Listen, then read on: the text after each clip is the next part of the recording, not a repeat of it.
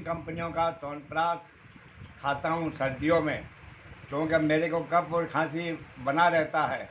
लेकिन इस साल सर्दियों में मेरी अंबिका बेटी ने मेरे को मोदी केयर का वो च्यवनप्राश दिया, जो मेरे को काफ़ी फ़ायदेमंद रहा और कंपनियों की बजाय मेरे को कफ खांसी में काफ़ी आराम रहा।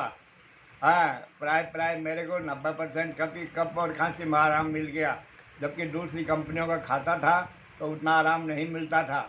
इसलिए मैं आप सबसे सिफारिश करता हूँ कि आप मोदी केयर का च्यवनप्राश काम में लाएं।